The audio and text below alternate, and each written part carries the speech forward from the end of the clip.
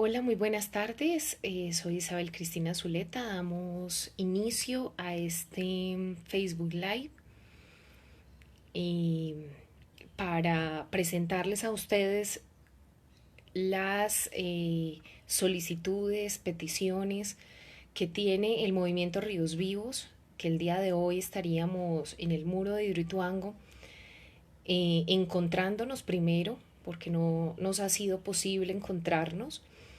Después del 2018 ha sido muy difícil para las comunidades articuladas en el movimiento Ríos Vivos encontrarnos. Esperábamos realizarlo el día de hoy en el muro de Hidroituango. Esperábamos poder realizar una oración hacia todos los muertos que quedaron debajo de las aguas del megaproyecto. Teníamos preparado un performance en honor al río, en solicitud de su libertad, en solicitud no solo a la libertad que pueden darle los humanos que lo tienen represado, sino sobre todo a la libertad que puede darse él mismo.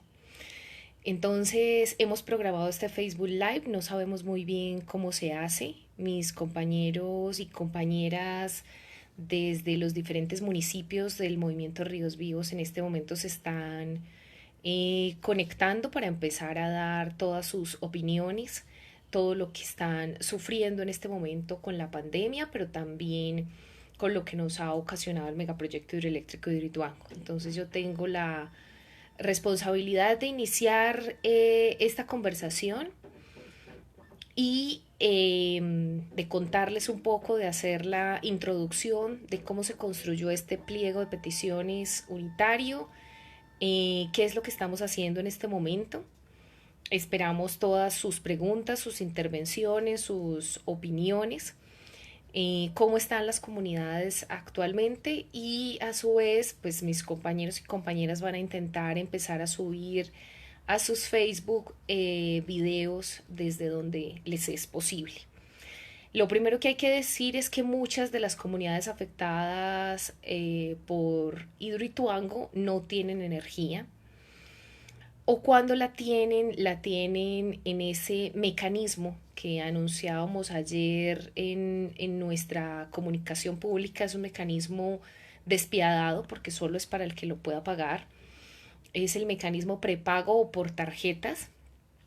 Y en ese mecanismo, pues las personas que no tienen cómo pagar la energía, sencillamente no tienen energía. Entonces, varios de los integrantes del movimiento, comunidades afectadas, no tienen en este momento energía, llevan toda esta cuarentena a oscuras. Algunos incluso habían expresado que iban a esperar el subsidio de Familias en Acción o las ayudas que da el gobierno para pagar la energía, lo cual no es justo.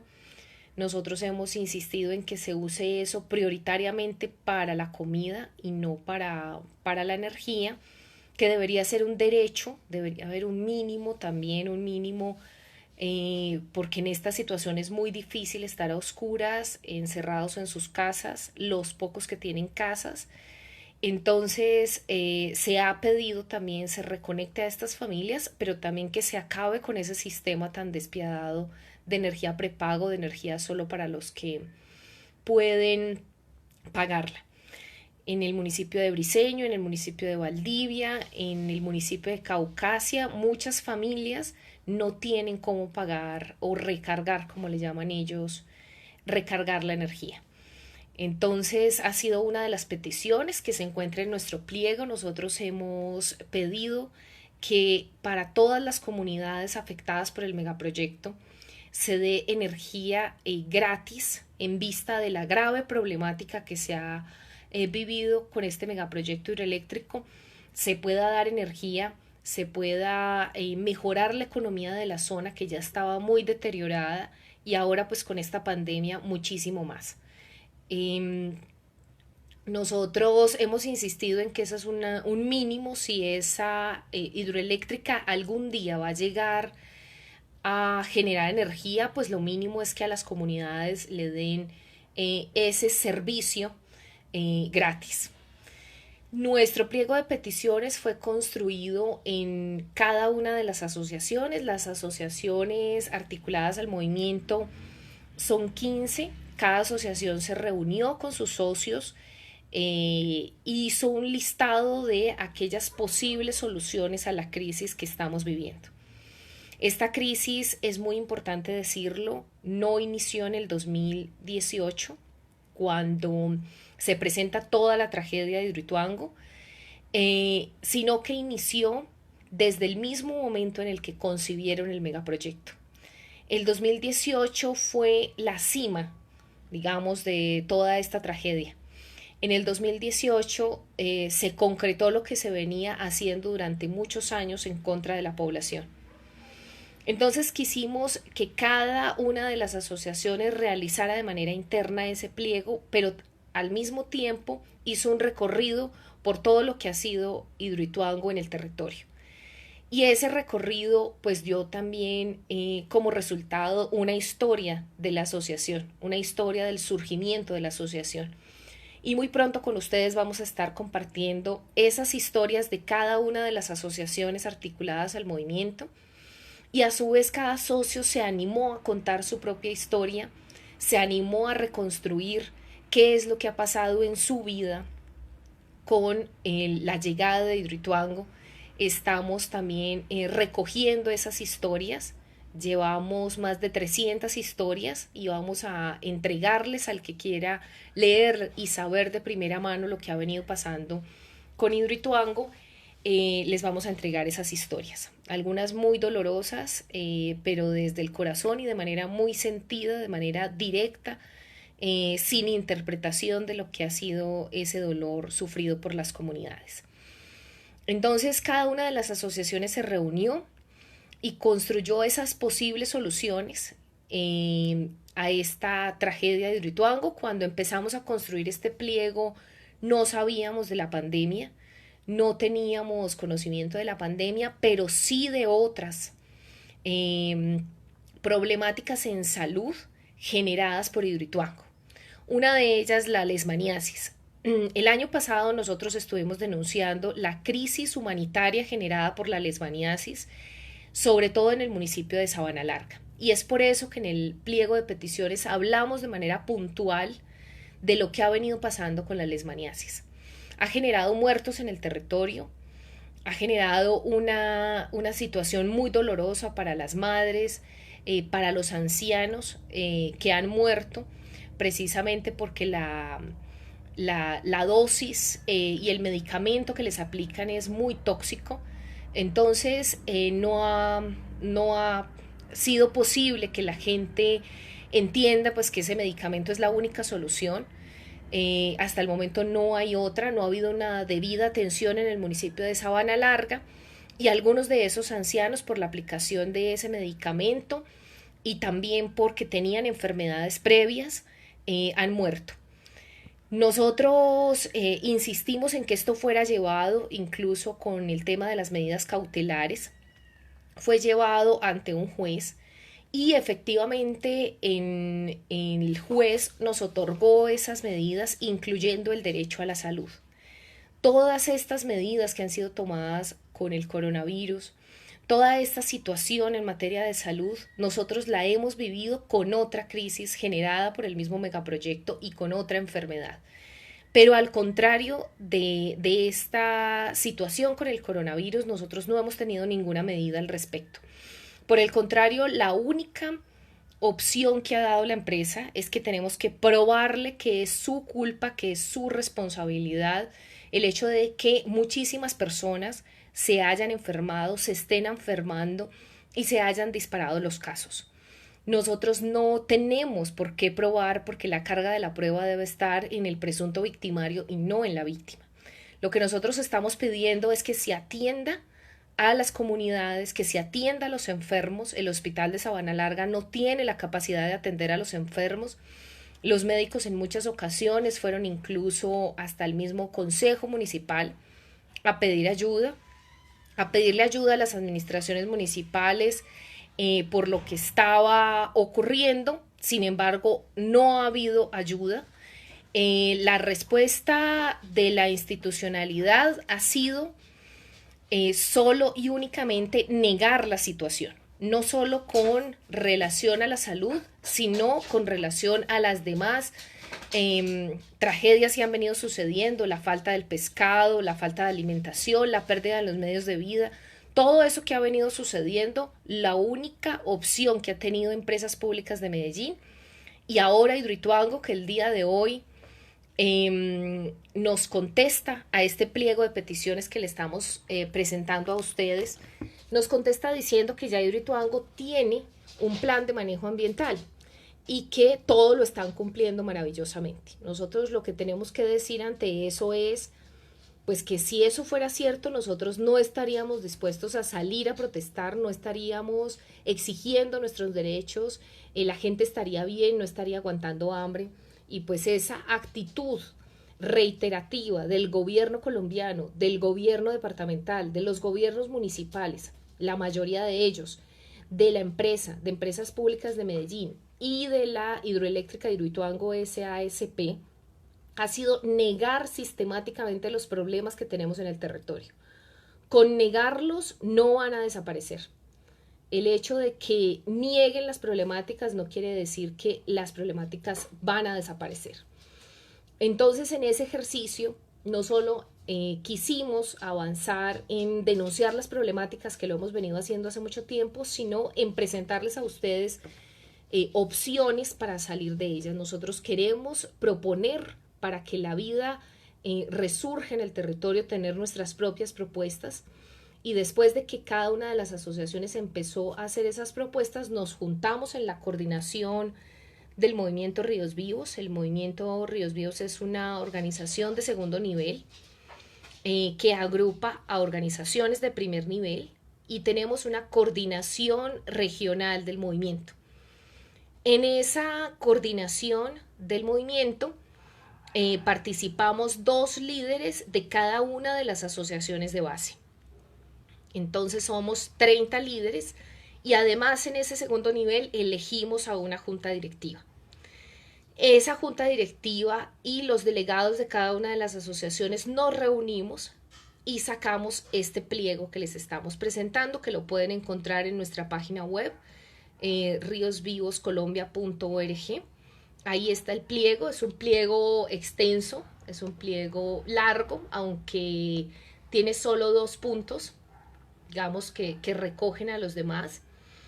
Es un pliego en el que quisimos hacer propuestas muy puntuales, porque casi siempre nos han dicho que no se puede desmantelar Hidroituango, que eso es muy general. Bueno, no solo estamos pidiendo que liberen el río, que desmantelen Hidroituango, sino que además estamos haciendo propuestas concretas como las siguientes, que fueron acordadas en el pleno de la coordinación regional del movimiento. Entonces, el primer punto se refiere a la reparación integral de los ecosistemas afectados por el megaproyecto hidroeléctrico Hidroituango. Y el segundo punto se refiere a la verdad, la justicia, la reparación integral y las garantías de no repetición para las comunidades afectadas por el megaproyecto. En el primer punto nos centramos en lo no humano, y en el segundo punto nos centramos en lo humano.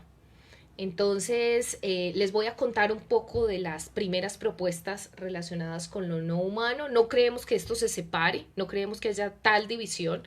Quisimos organizarlo de esta manera para ser mucho más concretos, y por ejemplo, cuando hablamos de leishmaniasis, estamos haciendo referencia a la necesidad de que Empresas Públicas de Medellín no solo nos diga la verdad de en dónde y qué está haciendo con todo ese material que sale, que se recoge en la cola del embalse, que ellos han venido acumulando en Sabana Larga, con todo el material que dejaron después de talar el bosque, sino que además lo que estamos diciendo es que haya atención integral, que haya posibilidad de que se recupere el bosque.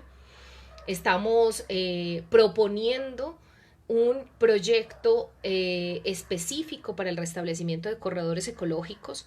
Creemos que las mismas comunidades somos las llamadas a realizar ese tipo de proyectos.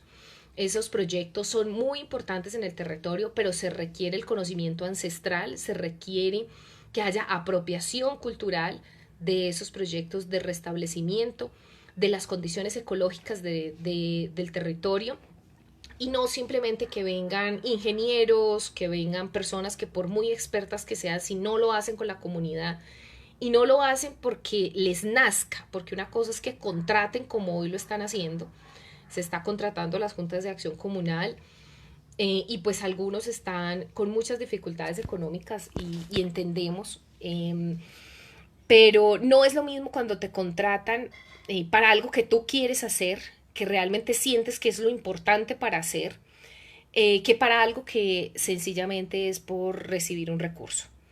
Entonces, lo que nosotros ponemos aquí como la necesidad de que nos den a nosotros un proyecto de restablecimiento de esas condiciones ecológicas a partir de corredores ecológicos, pero también del fortalecimiento de la veeduría Ríos Vivos, pero también de la necesidad de reforestar la macrocuenca y todas las microcuencas afluentes al embalse, y afluentes y las pequeñas que son afluentes de los afluentes del embalse y de la zona baja.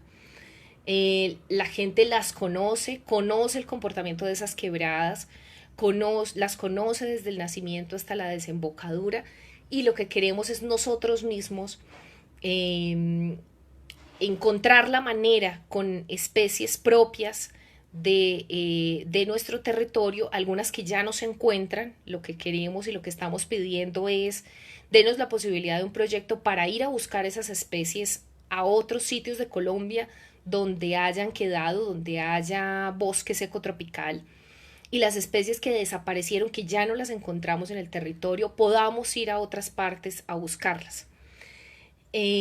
También estamos hablando de la necesidad de que haya un nuevo plan de manejo ambiental que contemple la migración de especies. Nosotros no entendemos la manera como Empresas Públicas de Medellín ha venido realizando ese plan de manejo. Vemos cómo esa migración de especies ha venido causando muchísimos problemas a las comunidades de la zona alta, pero además creemos que es necesario un monitoreo ambiental comunitario.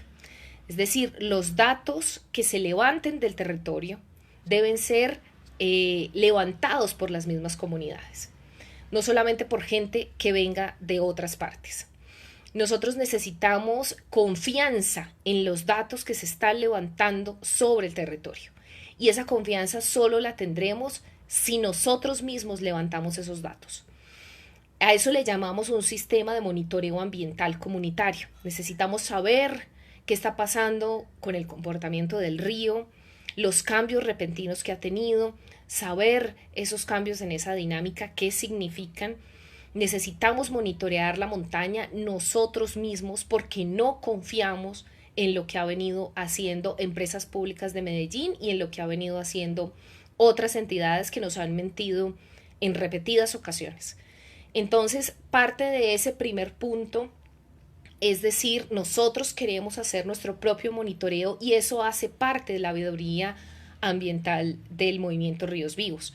La veeduría ambiental Ríos Vivos está legalmente constituida. Es una veeduría que lo que pretende es hacer seguimiento a la implementación de todo lo que tiene que ver con Hidroituango. Por nuestra postura política, ha sido muy difícil acceder a la información, ha sido muy difícil obtener respuestas por parte del Estado colombiano, de las diferentes instituciones, y en ese sentido, pues nosotros lo que hemos dicho es, si no se atiende a una comunidad organizada, pues mucho más difícil va a ser que se atienda a una comunidad que no está organizada.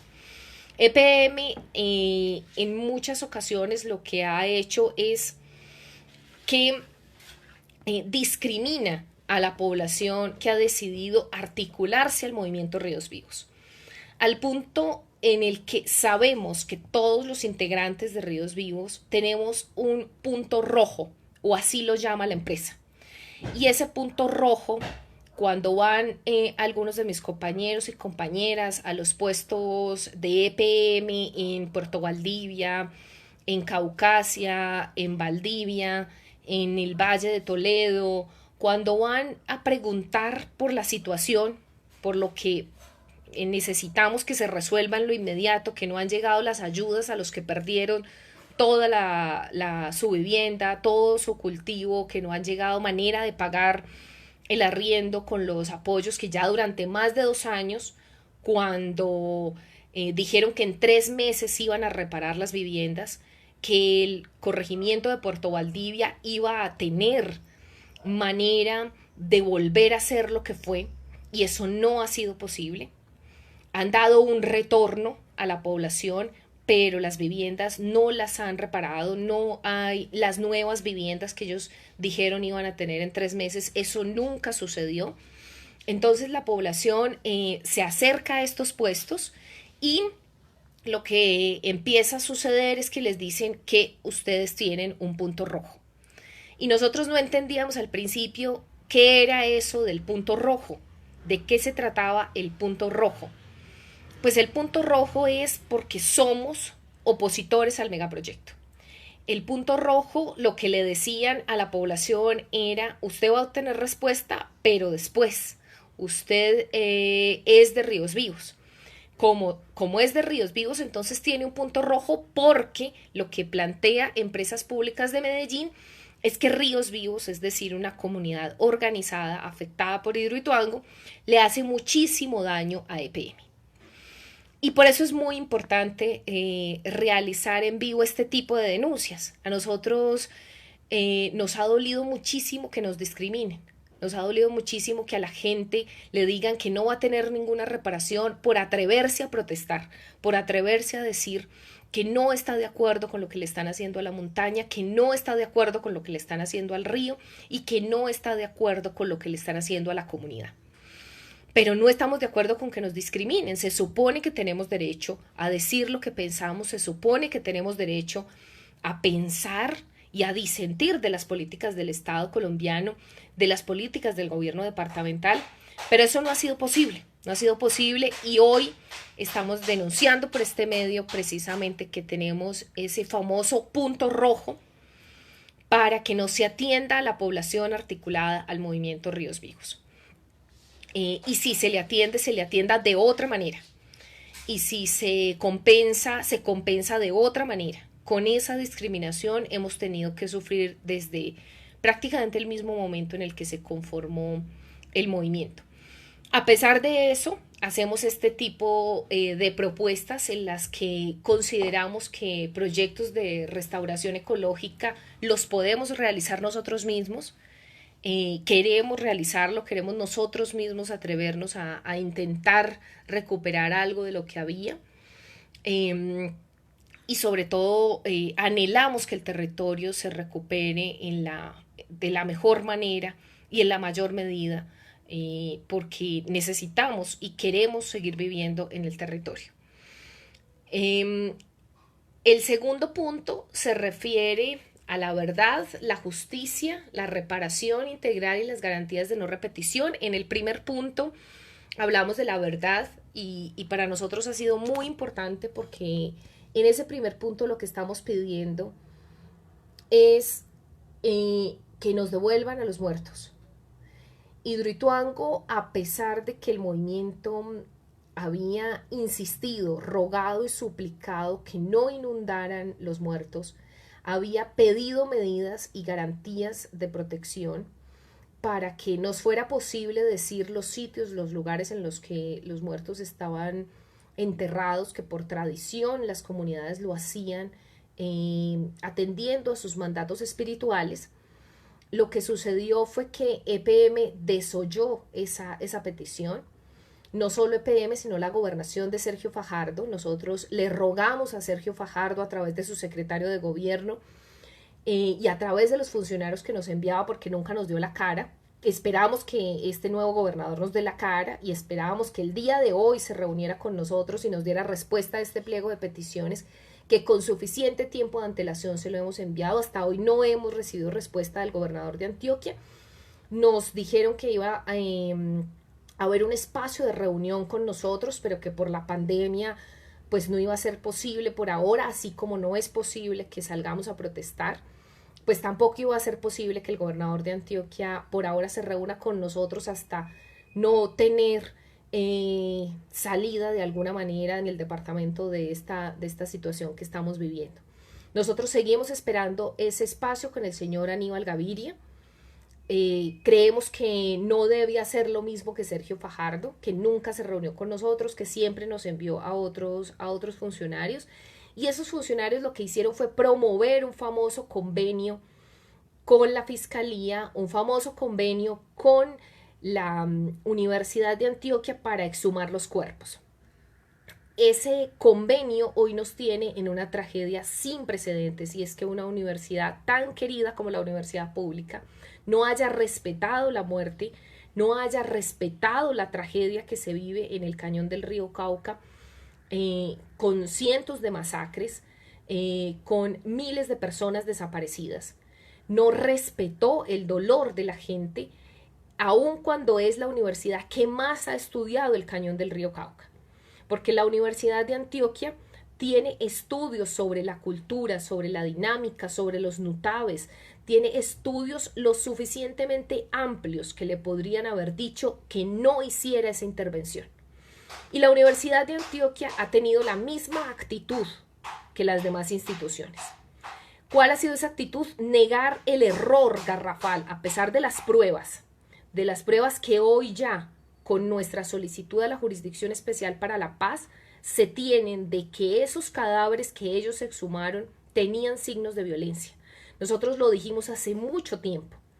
Dijimos que en los cementerios veredales, en los cementerios de la zona, no solo estaban las personas que morían de muerte natural, sino que además estaban las personas que bajaban por el río y que la gente simplemente las sacaba y las enterraba y las llevaba a esos cementerios o las enterraba en las riberas del río. Pero que esos muertos, muchos eran de muerte violenta y eran de los desaparecidos de este país. Incluso le relatamos a las autoridades que un cañonero encontró una persona con documentos de Tuluá Valle, es decir, que podía haber viajado por muchísimos kilómetros en el río. Pero no quisieron escucharnos, y lo que hicieron la gobernación de Sergio Fajardo fue no respetar la muerte, y ahora la institución educativa, la Universidad de Antioquia, tampoco respeta ese dolor. Nosotros lo que estamos pidiendo en nuestro pliego de peticiones en el punto de la verdad es que se nos entreguen a todos los muertos, que se nos diga por qué Sergio Fajardo hizo esto, por qué quiso contratar, por qué impulsó ese tipo de contrataciones, por qué no nos han dicho qué es lo que pasa exactamente con la obra, que nos digan quiénes son realmente los responsables, porque el país tiene derecho a saber la verdad sobre Hidroituango. Pero además estamos pidiéndole al Departamento Administrativo Nacional de Estadística que realice un censo. Estamos pidiendo al DANE que realice un censo de la población de todos los municipios afectados, desde Santa Fe de Antioquia hasta La Mojana. ¿Por qué este punto es tan importante? Porque no existe ni un solo documento en el que nos digan la verdad de los afectados. Eso ya lo ha dicho la Contraloría en múltiples ocasiones, eso ya lo ha dicho la Procuraduría, y eso lo hemos venido diciendo nosotros hace mucho tiempo. En este momento el DANE debe saber las cifras reales, y eso solo se hace en campo.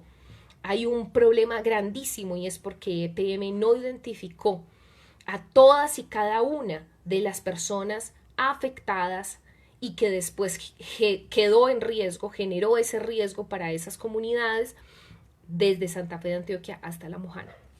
¿Y por qué eso es muy importante? Precisamente porque hasta el momento nadie sabe cuántos somos los afectados por Hidroituango. En el municipio de Valdivia, por ejemplo, habían más de 25.000 habitantes y hoy solo se registran 17.000. En el municipio de Ituango, según las proyecciones del DANE, deberíamos ser más de 44.000 personas, y en los registros del CISBEN solo registran 20.000, 21.000 personas. Realmente nadie sabe cuál es la población de estos territorios. Las dinámicas de violencia de desplazamiento forzado se sumaron a esas dinámicas de violencia lo generado por Hidroituango. Y eso hace que sea muy difícil saber cuántas personas son, solo habitantes, no las, digamos que de manera específica han sufrido una afectación, sino que de manera general habitan en el territorio. Por eso le estamos pidiendo al DANI nacional que realice de manera directa desde Bogotá un censo de cada uno de estos 27 municipios. Y de ese censo, y en ese censo que profundice en todas esas actividades económicas que fueron afectadas por el megaproyecto. Pero debe hacerlo no solo hasta Valdivia, como dice la licencia ambiental, que son los municipios afectados. No, debe hacerlo hasta La Mojana, porque está suficientemente probado que hasta La Mojana fueron las afectaciones. Entonces, eso hace parte de la verdad. Nosotros necesitamos saber, como Colombia en general, necesitamos saber cuánta es la población afectada directamente por Hidroituango. Para nosotros, todos los habitantes de los municipios, de los 27 municipios, son afectados, pero no sabemos cuántos son. Y todo el tiempo está cambiando la dinámica de la población. En el municipio de Tarazá, en el municipio de Cáceres, en los municipios que más están sufriendo la violencia, en el municipio de Ituango, con los recientes desplazamientos, no se sabe cuál es la población. ¿Cómo vamos a saber cuál es la población afectada si no sabemos el total de la población? ¿De dónde se saca ese dato? Que además es absurdo el que presenta Empresas Públicas de Medellín. Cuando habla, por ejemplo, de la población barequera, la población barequera para Hidroituango son escasamente 2.000 personas, cuando solo en el municipio de Caucasia o en el municipio de Valdivia son mucho más de 2.000 personas. Y los registros los hacen cada uno de los alcaldes municipales de las administraciones municipales. Entonces hay un gran problema para saber cuál es la población afectada. Esta fue incluso una de las razones para que nos admitieran la reclamación ante el BID. El Banco Interamericano de Desarrollo, quien prestó más del 50% de la población, más del 50% del dinero para ejecutar el megaproyecto hidroeléctrico Hidroituango, lo prestó este banco, pero este banco lo que hizo fue sumar a muchos otros bancos, y dentro de esos otros muchos bancos pues está la banca canadiense, está un banco chino, está un banco de Brasil, está un banco belga y francés, están dos bancos de España. Todo ese dinero lo junta el Banco Interamericano de Desarrollo, que tiene a su vez un mecanismo ante el cual nosotros acudimos, y uno de los puntos que llevamos fue precisamente esta petición que estamos haciendo en el punto sobre la verdad. Y es que nadie sabe cuántos son los afectados por Hidroituango. Efectivamente, las personas encargadas del banco de verificar nuestras reclamaciones hicieron un sondeo básico y encontraron esta misma problemática. Es decir, nosotros no solo estamos haciendo este pliego de peticiones, sino que hemos acudido ante todos los organismos posibles para buscar justicia. Y precisamente ese es el siguiente subpunto del segundo punto al que le llamamos justicia. En este punto queremos que las autoridades se disculpen de manera pública, que los gobernantes le pidan disculpas al pueblo colombiano por haber hecho Hidroituango, por insistir, por no escuchar a la naturaleza.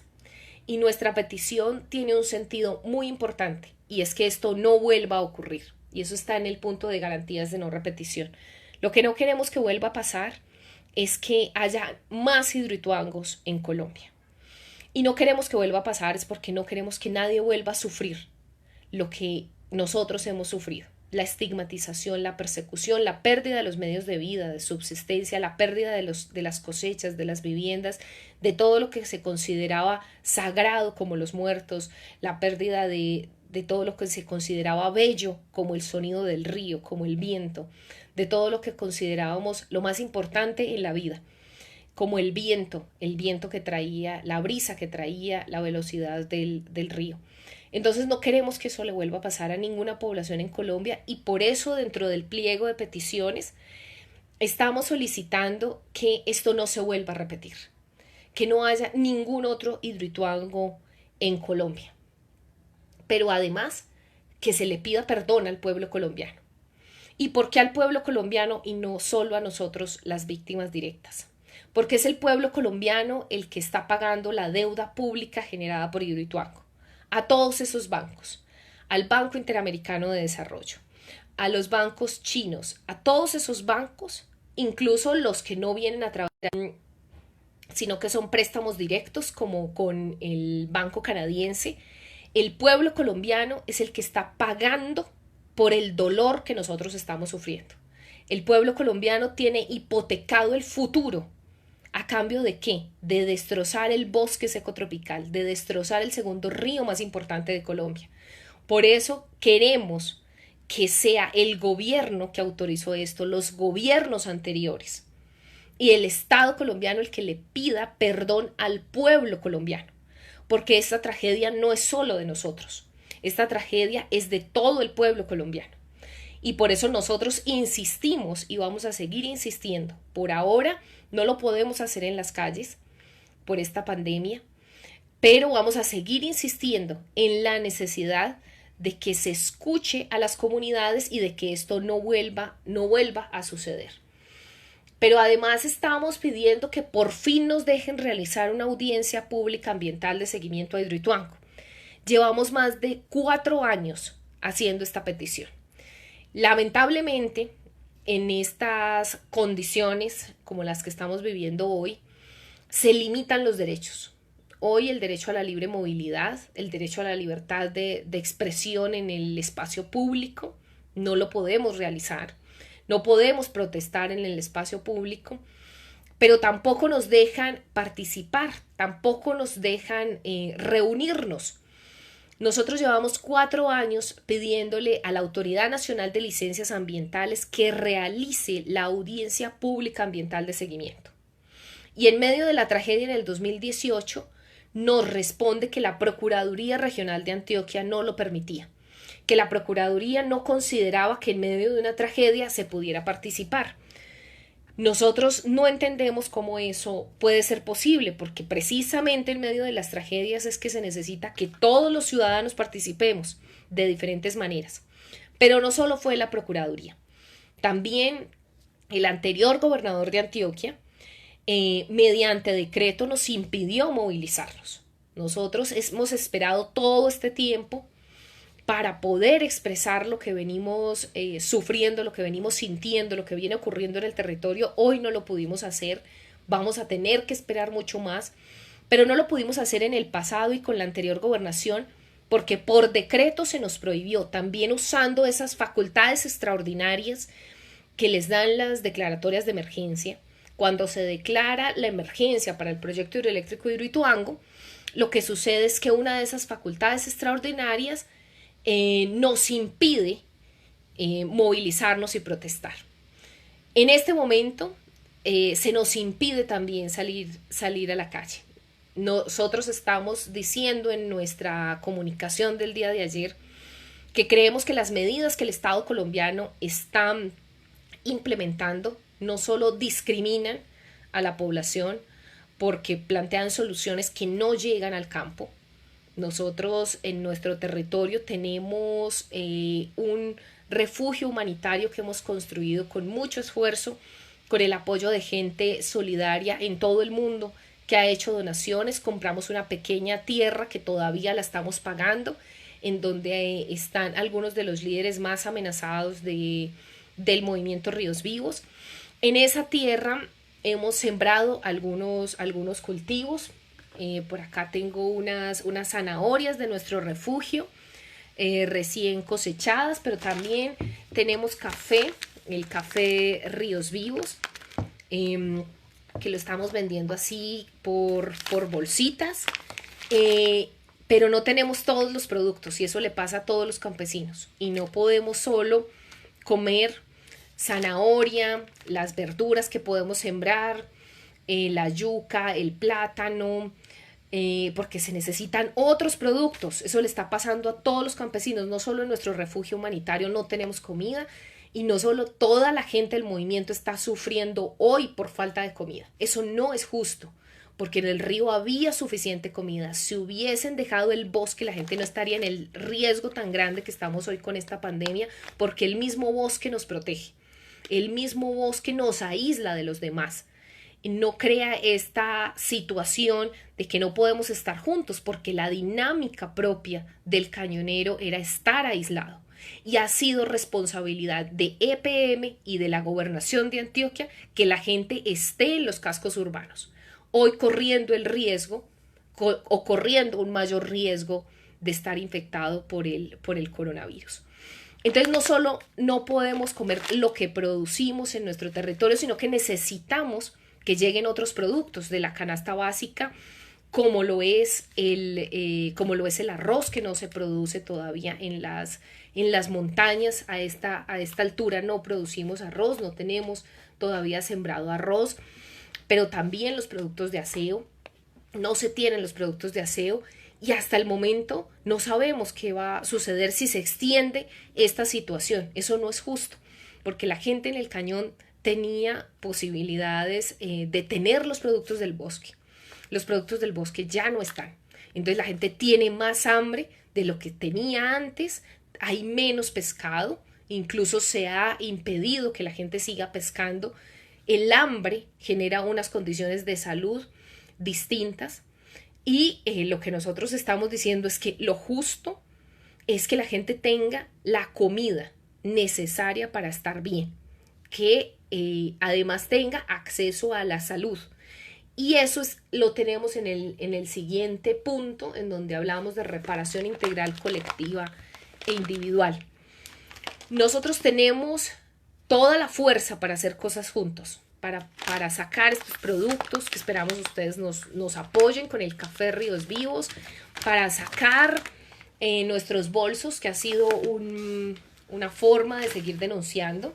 Estamos tejiendo, entonces no nos angustia estar por mucho tiempo quietos, porque ya la gente se acostumbró a estar en esos albergues inhumanos que dieron las autoridades. Nosotros sabemos estar quietos, sabemos estar en esas condiciones tan difíciles, pero necesitamos comida, necesitamos que se solucionen los problemas estructurales que viene teniendo las comunidades afectadas por el megaproyecto. Entonces las mujeres de la asociación Amaru estamos tejiendo estos bolsos, con estos bolsos nos estamos también sosteniendo de alguna manera, ayudando en esta situación tan difícil, pero además tienen mensajes como este que dice Territorios Libres.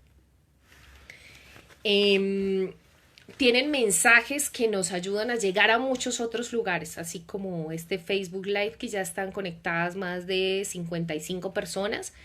Nos ayuda a llegar a otras personas que sin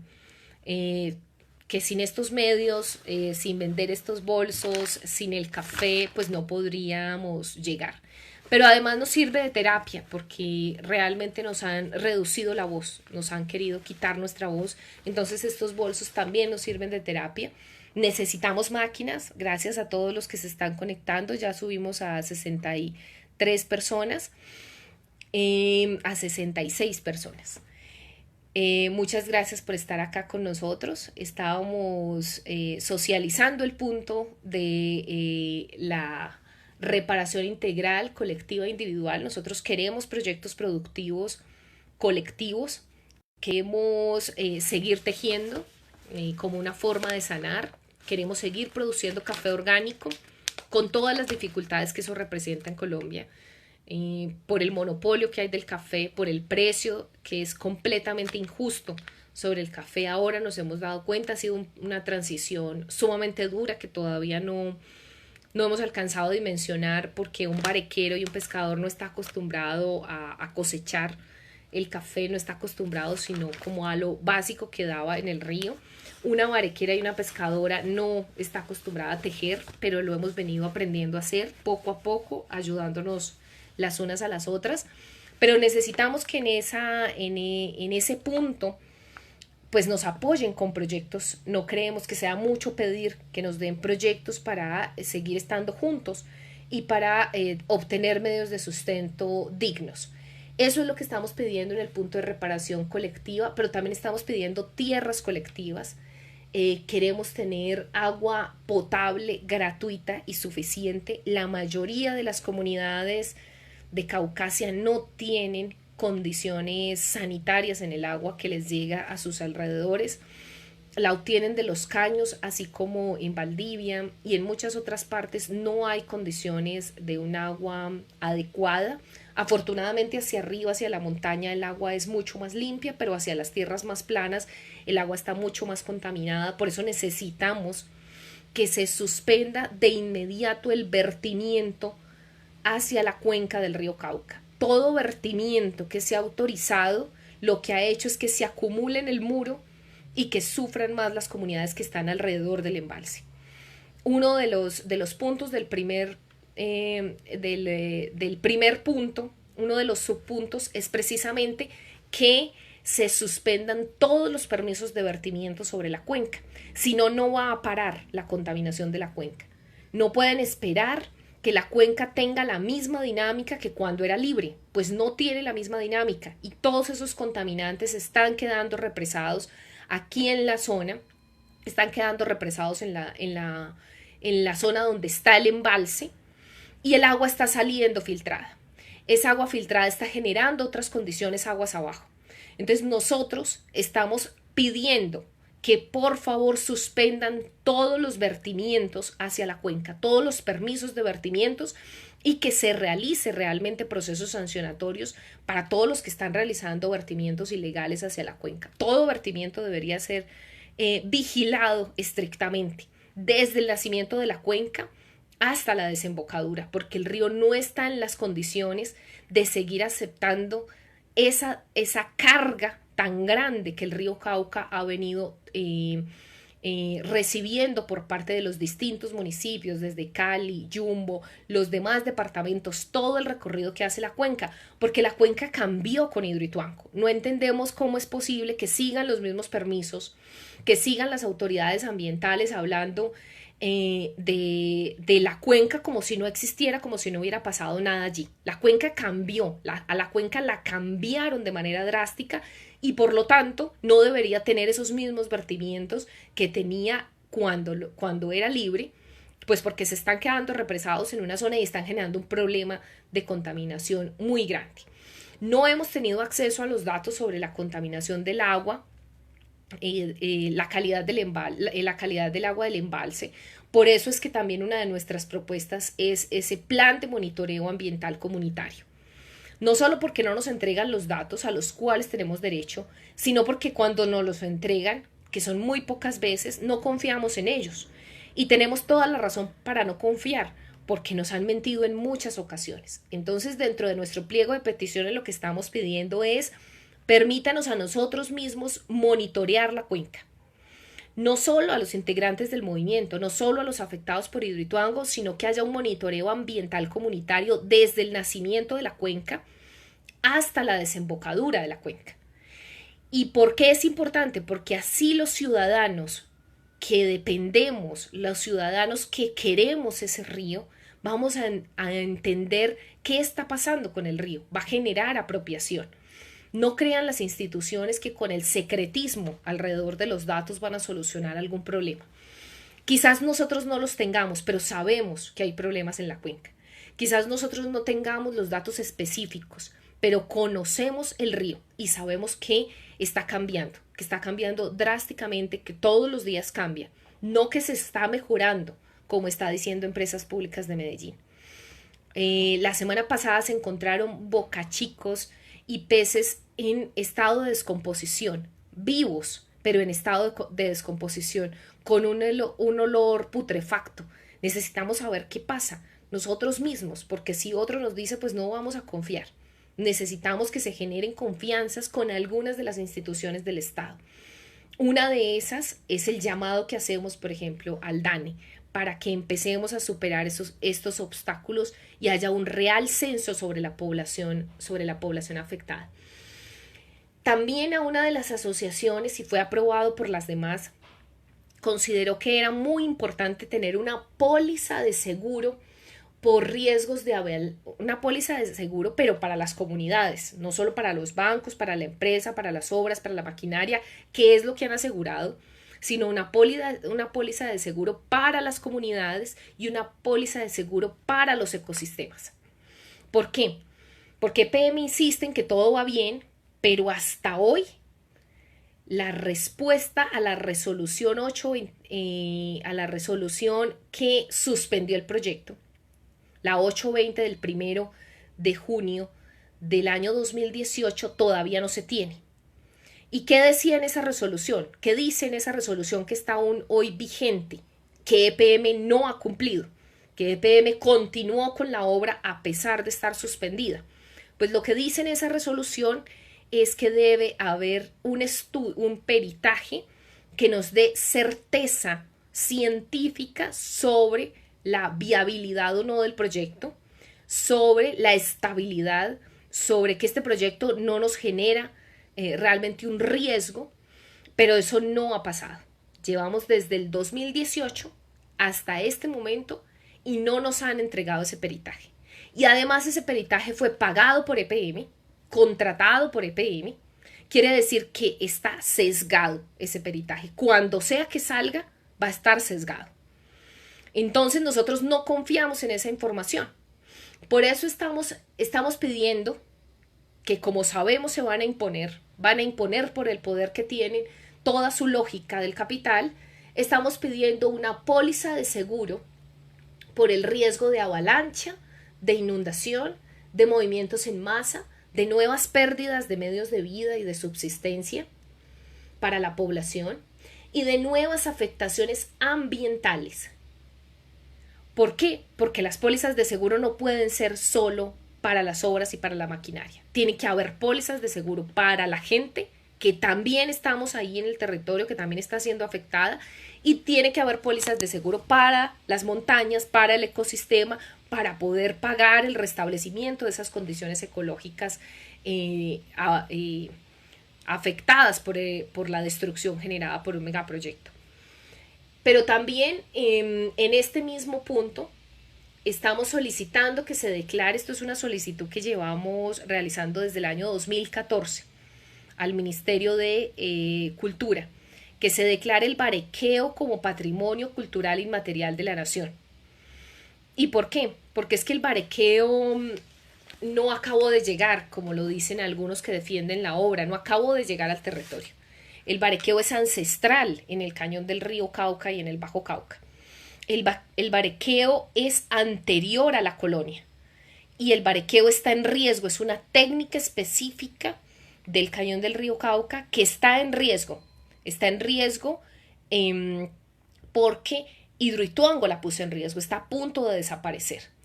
Entonces lo que debe hacer el Ministerio de Cultura es no solo declararlo patrimonio cultural inmaterial de la nación, sino generar un plan de salvaguarda adaptado a estas circunstancias, cómo se puede proteger una técnica ancestral como lo es el barequeo en estas condiciones. Una técnica que además depende del bosque seco tropical, por lo cual es necesario el restablecer ese tipo de bosque para que la técnica perviva en el territorio, pero además que exige todo un proceso participativo con los barequeros y barequeras de la zona. Entonces lo que estamos solicitando es que por fin entiendan que hicieron los estudios, el Ministerio de Cultura hizo los estudios, hizo todo el recorrido por el territorio, identificó la técnica, la caracterizó, hizo un concepto riguroso sobre esta técnica ancestral en el cañón del río Cauca, pero la ministra de la época de Juan Manuel Santos consideró que no se podía declarar porque ponía en riesgo la obra de Hidroituango y porque afectaba la obra. Puso por encima de esos intereses económicos a toda la cultura, a la ancestralidad del territorio.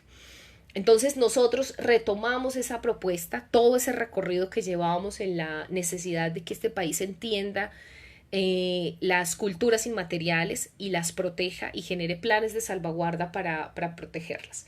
Pero además, en ese mismo sentido de la protección, estamos pidiendo un banco de semillas y un vivero específico para las semillas propias del territorio. Vemos que está en riesgo la biodiversidad, ha sido en su mayoría destruida, pero además de algunas especies quedan muy pocas en el territorio y hay una real preocupación, un real interés también por conservar esas especies, pero para eso necesitamos condiciones y creemos que eso es una forma de reparación colectiva. Otra de las peticiones son sedes seguras para el movimiento. El movimiento Ríos Vivos no ha tenido, solo hasta después del 2018 y a raíz del aumento de las amenazas, vino a tener una sede. Ríos Vivos siempre su sede ha sido alrededor del río. En las playas nos reuníamos, cada asociación y tenía como unas playas donde más le gustaba encontrarse. En Toledo, la playa La Arenera, alrededor de un mango gigante que creció al lado del río, en Puerto Valdivia, en Briseño, en el Plan de Icura, en Ituango. Había muchísimos sitios, pero todos esos sitios en donde nos reuníamos quedaron inundados. Por eso nuestra petición es, perdimos la sede natural que el movimiento tenía, que era alrededor del río, pues estamos pidiendo nuevas sedes, pero además deben de ser seguras, porque cuando nosotros empezamos a buscar una sede y adquirimos este predio del que les acabo de hablar en el municipio de Toledo, pues lo primero que recibimos fue un ataque en el que se robaron alimentos que teníamos allí guardados para nuestras reuniones de coordinación y se robaron documentos que teníamos allí porque estábamos preparando todo el proceso de la denuncia penal ambiental.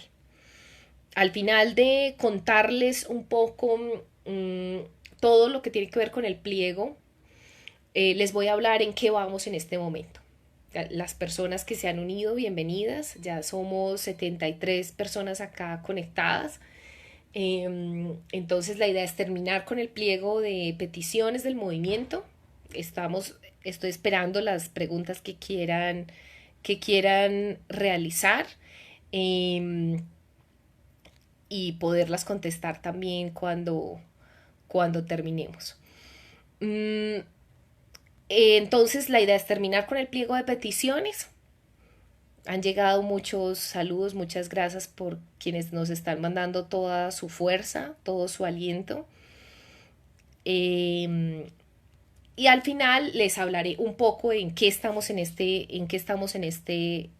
momento en el movimiento y cómo están las acciones legales, cómo están las acciones de incidencia, de movilización que está realizando el movimiento para tener un panorama un poco más completo del estado actual del movimiento Ríos Vivos. Bueno, veo por aquí dónde puedo comprar el café o conseguir el café. Aquí a la cuenta del movimiento nos regalas tu número de teléfono, te llamamos y encontramos la manera de hacértelo llegar. Muchas gracias, Ana Cristina García Toro, por interesarte en ayudarnos. Tenemos un café delicioso, ya 2 años de ser orgánico, con un esfuerzo muy grande. Entonces aquí mismo por Facebook, por Twitter, en nuestra cuenta de Twitter @riosvivoscolom, también nos puedes contactar y encontramos la manera de hacerte llegar el café. Muchas gracias por los saludos desde Barranquilla, por las consignas que han puesto los compañeros que están aquí unidos. Milena Flores, vicepresidenta del movimiento Ríos Vivos, también está ahí pendiente para contestar a todas las preguntas que están realizando, para opinar, para corregirme. Por supuesto, si me equivoco en lo que estoy diciendo y planteando, que es parte de un consenso del movimiento. También se están conectando otros compañeros del Bajo Cauca, se conectan Flor María Quintero, vicepresidenta de la Asociación de Mujeres Defensoras del Agua y de la Vida, también está pendiente de contestarles a ustedes las preguntas eh, que tengan. No sé qué es, dice Javier Enrique García Noriega, el barequeo puede ser un producto OVOP, no sé qué es OVOP. Mm, Hemos pensado en muchos, así es, hemos pensado, Javier Enrique, en muchas maneras de seguir promoviendo el barequeo.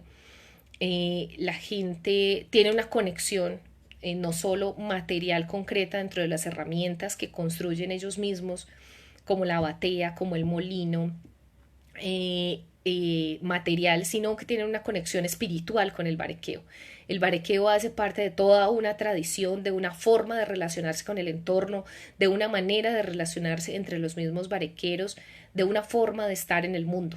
Por eso es muy importante conservarlo y tenemos algunas ideas que estamos proponiendo en este pliego de peticiones como festivales, como encuentros culturales.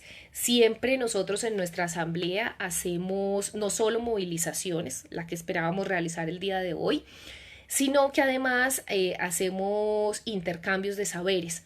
Y en esos intercambios de saberes lo que hacemos es el compartir las técnicas de un barequero con el otro, de los pescadores, el tejido de la atarraya, esos saberes comunitarios, esos saberes que se están perdiendo también porque la forma de transmisión es la oral y estamos en un mundo que ha perdido la importancia de la oralidad. Entonces tenemos un montón de ideas para que en ese plan de salvaguarda, pero que debe ser además institucional, porque esto no puede ser un compromiso solo de las comunidades, precisamente porque los ataques a esta forma ancestral son de las instituciones. Aquí no hay un ataque distinto al de organismos legalmente constituidos. Nosotros pensábamos que el principal ataque era de Hidroituango, pero ahora sabemos que el principal ataque a esta técnica ancestral es la desprotección del Ministerio de Cultura. Y esa desprotección es un ataque directo, porque el Ministerio de Cultura no es como para, no es para lo que decía la actual ministra, la actual ministra del Interior, que antes fue ministra del Trabajo, que el ser ministra de Cultura debía ser pasársela rumbeando o pasársela bailando, no. El Ministerio de Cultura debe ser principalmente para proteger esas técnicas, esas manifestaciones culturales de nuestro territorio, la lengua, los saberes, las formas de relacionarnos. Y es realmente un ministerio en el que este país no le ha dado importancia. Entonces nosotros también hacemos responsable de toda esta tragedia al Ministerio de Cultura, no solo al Ministerio de Minas y Energía. Porque debería haber una exigencia de licencia cultural. Quiere decir que cuando se están destruyendo culturas, pues sería el Ministerio de Cultura el llamado a decir, oiga, aquí está pasando algo, se va a destruir una lengua ancestral, se va a destruir a un pueblo, se va a destruir un cementerio. Y eso tiene un valor cultural muy importante. Sin embargo, el Ministerio de Cultura ni se aparece, ni dice nada, y por el contrario, como nos dijo a nosotros, es que no se iba a meter con un ministerio tan importante como el de Minas y Energía. Eso fue en el gobierno de Santos, que nos dijeron eso, que el Ministerio de Cultura era muy pequeñito, era como para las clases de danza, y cosas que realmente para eso no es el Ministerio de Cultura. Entonces, pues tenemos muchísimas ideas, pero sí debe haber un compromiso institucional porque es una obligación del Estado. Mm, em, bueno, por aquí hay otro saludo desde Palmira Valle. eh, También con toda la afectación de las líneas de transmisión, nosotros estamos conscientes de que no solo las afectaciones son por el embalse, por la sequía del río, por la tala del bosque, por la destrucción, el riesgo que genera a las comunidades aguas abajo, por la fluctuación en el nivel del río, sino que también las grandes líneas de transmisión que, ojo, no las suspendieron. Suspendieron la obra como tal y no suspendieron la continuidad de las líneas de transmisión. Nosotros no entendemos cómo, si está en duda la viabilidad de una obra, se gastan miles de millones de deuda pública en terminar de construir unas líneas de transmisión que están afectando a nuestros compañeros en Palmira, que están afectando a nuestros compañeros y a otras comunidades en otras partes del país. Y en duda esta obra, las líneas de transmisión están siendo terminadas. 3 grandes líneas de transmisión que tiene hoy el megaproyecto hidroeléctrico Hidroituango, afectando también los ecosistemas, afectando también a las comunidades, afectando también a los corredores ecológicos, pero nosotros no entendemos cómo es posible que se suspenda la obra de donde se va a generar energía y no se suspendan las obras asociadas. Entonces, un saludo muy especial para las comunidades de Palmira en las que nos unimos para seguir exigiendo nuestros derechos. Bueno, voy a seguir por aquí. Muchas gracias, Carolina, por explicarnos qué es. Muchas gracias por estar conectado, Julio César Aristizábal desde Brasil. Voy a continuar entonces con esta parte del pliego para pasar a la segunda parte de esta transmisión, que es el estado actual de las acciones del movimiento Ríos Vivos. Si se van, bueno, también si se van cansando pueden ir tomando café para que se animen antes de comprarnos. Y recuerden que estamos en una época en la que necesitamos producir nuestros propios alimentos. Bueno, también en esta parte de reparación integral colectiva, por una idea del profesor Gustavo Wilches, nosotros consideramos que es muy importante tener un sistema de información sobre Hidroituango en tiempo real, con la participación de todas las entidades. Realmente, si hay algo que nos agobia, es que todo el tiempo, supongo que ustedes estarán así, ya no sé cuántos decretos van por el coronavirus. Imagínense ustedes el expediente de Hidroituango. El expediente de Hidroituango no solo es enorme y complejo, cada uno con sus anexos, sino que además tiene todos los subexpedientes de cada uno de los procesos sancionatorios, que son más de 12 procesos sancionatorios. Entonces la Autoridad Nacional de Licencias Ambientales todo el tiempo está emitiendo información, está emitiendo autos, está emitiendo resoluciones. El Ministerio de Ambiente también emite resoluciones, hay información sobre nuestras quejas ante el Banco Interamericano de Desarrollo, hay información que emite directamente la autoridad ambiental local, que es Corantioquia, hay información que emite la Junta Directiva de Hidroituango, la Junta Directiva de PM, el gobernador de Antioquia, el alcalde de Medellín, los concejales de Medellín. Todo el mundo está emitiendo información y los afectados no tenemos manera de leer toda esa información. A veces nos abruma tanta cantidad de información y la mayoría de las veces es en un lenguaje que no se entiende, es en un lenguaje completamente distante de la población. Entonces lo que estamos solicitando es un sistema de información, no solo para Hidroituango, sino para cada uno de los proyectos hidroeléctricos que se realicen en el país, que haya un sistema que integre en tiempo real toda la información del sistema ambiental y toda la información de las otras entidades que tengan relación con ese megaproyecto. Cada una actualiza su página y a nosotros nos toca recorrernos un montón de páginas para poder entender qué está pasando con ese megaproyecto que nos está destruyendo todos los días.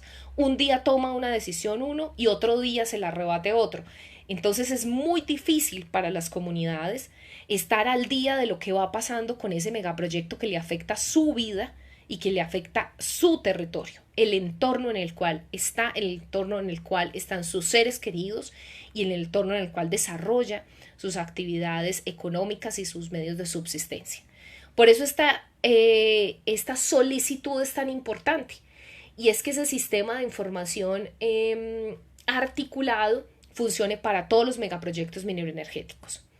O sea, Hidroituango es uno, es enorme, pero hay otros muchos que en el país las comunidades necesitan decir, es en esta página, en una, no en 10, en 20, en 40, no, en una donde se articula toda la información relacionada con ese proyecto.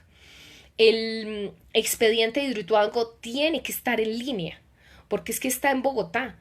y nosotros estamos muy lejos, las comunidades afectadas están muy lejos. Si quisiéramos buscar una resolución, o hay que hacer un derecho de petición, o hay que meterse a la página, o hay que pedirla, ya por lo menos hay chat, pero entonces hay que conocer la resolución. Si quisiéramos conocer la última, no díganos exactamente el número de la resolución.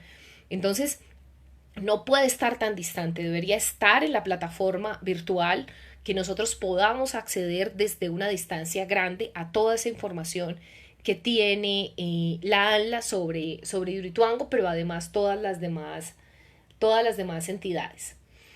Mm, Aquí hay una petición muy importante y muy sentida por la comunidad, y es la Casa de la Memoria. Nosotros hablamos de una reparación moral y una reparación moral colectiva, y es porque no solo ha habido muchísimas muertes en el territorio, sino que se han destruido esos símbolos que nos permitían a nosotros conectarnos con los seres queridos, que le permitían a las comunidades también tener sus propias rezos, sus propias eh, momentos para llorar a sus seres queridos. Uno de esos sitios fue el Puente Pescadero. El Puente Pescadero, así fuera un puente, era un sitio de memoria. No era simplemente un sitio para pasar, era un sitio de memoria, porque desde allí arrojaron muchos cadáveres al río Cauca, desde allí mataron a muchas personas.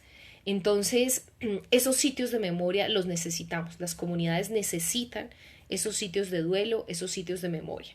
Por eso, como parte de la reparación colectiva, se está pidiendo esos sitios de memoria se restablezcan como una casa de la memoria, como un monumento al puente Pescadero y al puente de Puerto Valdivia, que fue destruido por la avalancha.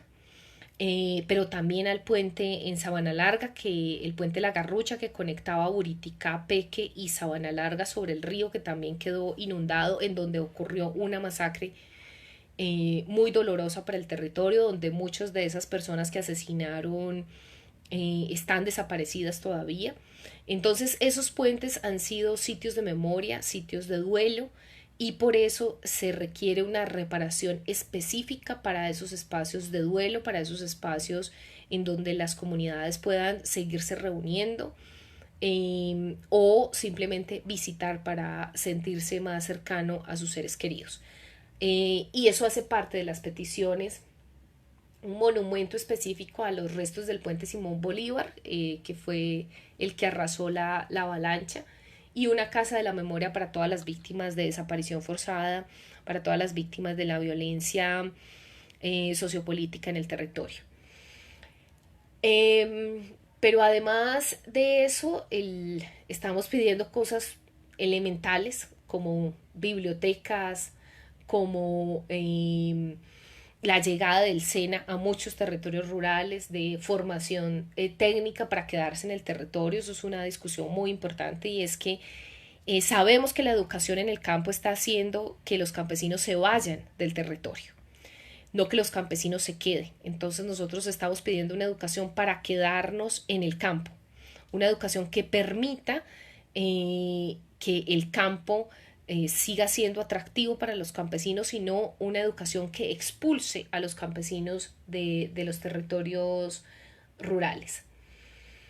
Pero además necesitamos que se construyan muchos puentes. Muchos de los puentes todavía en el territorio son con algunos palos de manera muy rudimentaria, que también representan un riesgo.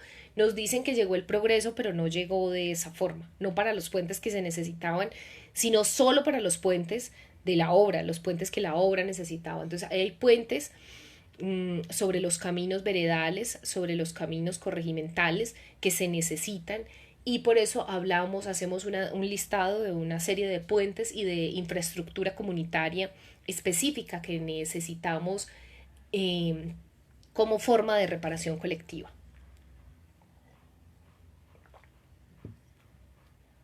La reparación individual es uno de los acápites más pequeñitos, tiene solo cuatro subpuntos, y es el acceso a tierras, la formalización de la propiedad rural, la vivienda digna y la indemnización por los daños materiales y morales causados por Hidroituango.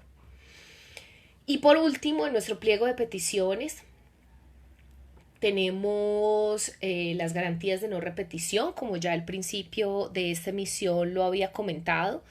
Pues nosotros lo que le estamos pidiendo al Estado colombiano es que nunca más Hidroituango, que no haya más Hidroituangos en Colombia, que no permitan que esto siga ocurriendo, que la gente todavía esté en zozobra, en riesgo, no solo por el coronavirus, es una nueva zozobra que se suma a las que ya traíamos, sino por toda esa angustia de saber que no están haciendo las cosas bien, que nos mienten, que no hay nada que garantice que esa obra no está en riesgo, que el macizo rocoso no se está moviendo, todo el tiempo recibimos información de los hijos, de los familiares de integrantes del movimiento que trabajan en esa obra, de los atropellos que sufren ellos mismos allá, de cómo las oquedades que encontraron al interior de la obra, de la montaña, que esas oquedades les han echado toneladas de cemento y no han encontrado manera de sellarlas totalmente, y esos supuestos avances de los que hablan por los medios de comunicación masivos no son reales. Esos supuestos avances ocultan una realidad y nosotros lo que estamos diciendo es que eso no vuelva a pasar en el país, que no nos vuelvan a decir que esto es el desarrollo, cuando realmente lo que ocasiona es una tragedia social y ambiental sin precedentes. Pero además, como garantías de no repetición, estamos pidiendo que no haya más desalojos forzosos. Es una manera de desplazarnos, es una manera de violar los derechos de manera legal por parte del Estado colombiano, y es que a los que ve ahí en el territorio que dice no tienen propiedad, no tienen títulos, pues porque el pescador su tierra es el río, porque el barequero su tierra y su dinámica es estar alrededor, el barequero de aluvión es estar alrededor de las fuentes hídricas, no se queda en un solo sitio, entonces por eso no tiene título de propiedad, es entender esa dinámica cultural. Eso lo tendría que explicar el Ministerio de Cultura a los demás ministerios que exigen cosas absurdas a los campesinos, a los habitantes de la ruralidad, le exigen cosas absurdas como presénteme su título de propiedad para poder estar ahí. ¿Para qué un barequero va a querer ese título de propiedad si hoy está ahí y después en otro lugar? ¿O para qué un pescador?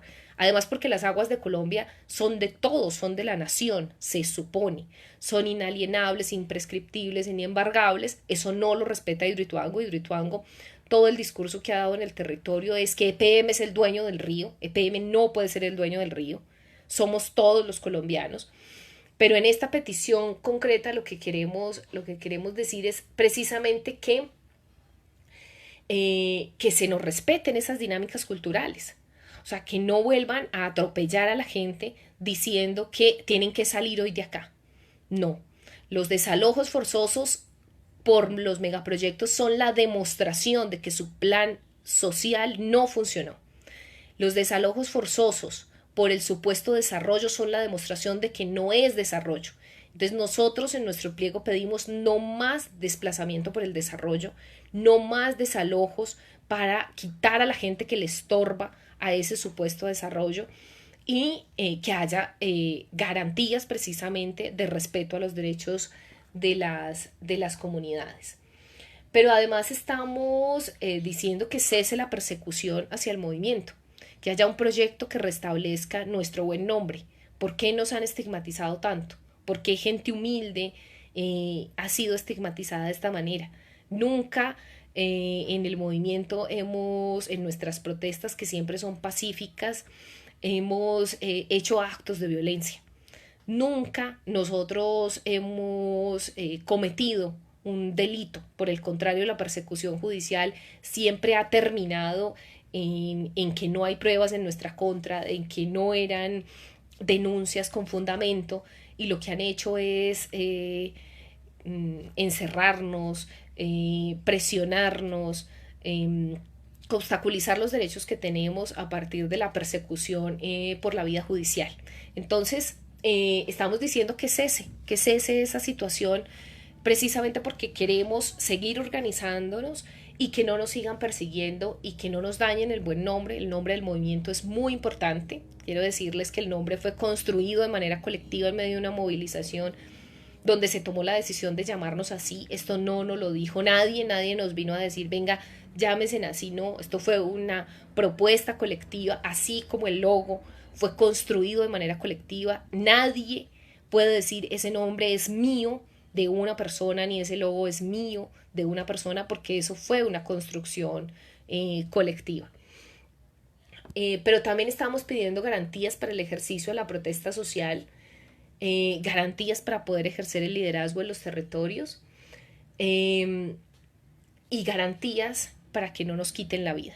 Nosotros queremos seguir siendo líderes sociales, queremos seguir siendo líderes ambientales, pero necesitamos que el Estado nos proteja, nos brinde esas garantías.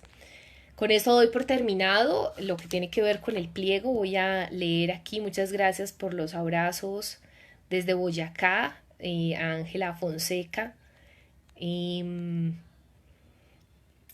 a Carlos Gómez, muchas gracias. Por aquí está el cafecito. También tenemos zanahorias. Los que puedan ir a Toledo, se nos está perdiendo la zanahoria. No hemos podido tener mecanismos para comercializar zanahoria, tomate, plátano, yuca. Muchas gracias a Luis Carlos por los abrazos, por todo el apoyo del colectivo de abogados José Alvear Restrepo. Ya voy a dar el informe, paso a dar el informe de todas las acciones jurídicas que estamos realizando. Bueno, sobre lo que nos dice Ángela Rojas, realmente la situación actual de los integrantes del movimiento, es muy difícil estar confinado. ¿Por qué? Precisamente porque no hay comida. No hay comida que le permita a la gente estar en encierro. Algunos lo podemos estar, y creemos que tenemos la obligación, la responsabilidad como líderes sociales de estar, pero de estar confinados, de estar protegiéndonos, pero también entendemos que hay gente que no tiene comida y que está saliendo a pescar y que está saliendo a buscar la comida porque no puede quedarse en su casa, no puede quedarse sin nada que comer. Y eso es muy doloroso, es muy triste. Tenemos muchos adultos mayores en el movimiento que están sufriendo muchísimo, que no tienen medicinas, que sus hijos eran los que le ayudaban, que no tienen pañales. Y tenemos muchísima preocupación si esta pandemia se extiende, si esta cuarentena se extiende. ¿Qué va a pasar con la población rural? Con la población que no tiene acceso a otros medios de vida, de subsistencia, que el rebusque diario, que así fuera un pescado, pues va, lo coge y tiene algo que comer en su casa. Entonces es muy difícil pedirle a la población empobrecida de este país que se quede confinada. Esa no es la solución, no puede serla, no puede serla, porque sin comida pues no hay nada. Sin comida no estamos en esta tierra. Entonces hay que buscar otras opciones, y por eso estamos hablando de que las medidas del gobierno han sido para las ciudades, han sido para los que tienen, han sido para los que cuentan con esos medios, pero el campo no cuenta con esos medios. Además de eso, tenemos una gran preocupación, también por lo que estás comentando ahí, tenemos una gran preocupación por las dinámicas territoriales, los grupos al margen de la ley, porque no es posible que en este país se piense la pandemia mmm, eh, como si, como si estuviéramos en otro país, como si estuviéramos en un país que no estuviera en guerra. En este país, Ángela y demás personas que hacen el comentario en este sentido, en este país se tiene que pensar en una pandemia en condiciones de conflicto armado. Todavía hay enfrentamientos. Nada más la semana pasada hubo enfrentamientos armados en Ituango. La semana pasada, esta semana hubo situaciones de violencia en el Bajo Cauca que no han parado, situaciones de violencia en el occidente de Antioquia, en el territorio afectado por el megaproyecto. Entonces, Colombia no puede tener los mismos medidores, las mismas variables, los mismos criterios, el mismo manejo de una pandemia que tiene un país que está en paz, porque no estamos en paz, porque el conflicto armado no ha cesado. Así al gobierno y al del centro de memoria le dé escaramuza a decir que estamos en conflicto armado, pues eso es muy sencillo. Vaya a los territorios cuando hay un enfrentamiento, cuando hay un bombardeo, a ver si eso no es conflicto armado, y entonces explíquenos qué es lo que es eso. ¿Por qué hay reclutamiento forzado de jóvenes? ¿Por qué hay tantas bandas, grupos de hasta 30 hombres que pasan completamente armados por los territorios rurales y nos dicen que no se pueden reunir más de 10 personas? ¿Quién le va a decir a esos actores armados que no se reúnan? ¿Quién le está diciendo, quién le está haciendo seguimiento a esa situación? Y nos preocupa mucho que este país piense solo que nos podemos comparar con los demás países, piensen las camas, esos grupos al margen de la ley no van a ir no van a ir a los hospitales. Pues primero porque no hay, bueno, porque tenemos un problema, un déficit en salud grandísimo en Colombia y más en la zona afectada por Hidroituango. Recordemos que el hospital de Puerto Valdivia fue destruido por la avalancha de Hidroituango. Hasta hoy no ha sido reconstruido. Si una sola persona de Puerto Valdivia se enferma, no tiene cómo acudir a un centro de salud el más cercano porque fue destruido por Hidroituango. Es decir, la atención en estas situaciones de salud también se ha visto afectada y esos grupos tampoco van a acudir a ellos porque pues tienen orden de captura y van a seguir caminando el territorio colombiano, realizando sus acciones ilegales en contra de la población, y los más afectados somos precisamente la población. Entonces, para estas situaciones es que se necesitaba ese puesto de salud. El puesto de salud de Puerto Valdivia era el que más demanda tenía de todo Valdivia.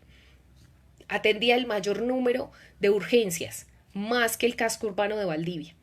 Y a hoy, después de 2 años, todavía, de más de 2 años, todavía no han recuperado el puesto de salud. La capacidad hospitalaria que tiene Valdivia es ninguna. La capacidad de Toledo son muy pocas camas, la capacidad de Ituango, la capacidad de Briceño, el hospital es muy pequeño para atender una situación de estas. Entonces, realmente, si a esto le llaman desarrollo, cuando necesitaríamos esos puestos de salud fortalecidos, formación, educación, como lo estás diciendo, para que la gente entienda que es importante que se quede en sus casas, que no tenga sus contactos, pero esta cuarentena no es para los legales, no es para los ilegales. Entonces yo sí estoy muy preocupada y hemos hablado de eso porque realmente la pandemia se está asumiendo como en un país en paz y eso no es Colombia. Colombia no está en paz, no está ni en paz con la naturaleza, ni en paz con entre los humanos, y el gobierno definitivamente se está equivocando con muchas de sus medidas. Bueno, muchísimas gracias a Mónica por estar conectada desde Popayán. Un saludo muy especial eh, al Cauca, al Alto Cauca, a ese río que nos conecta desde esos territorios tan alejados.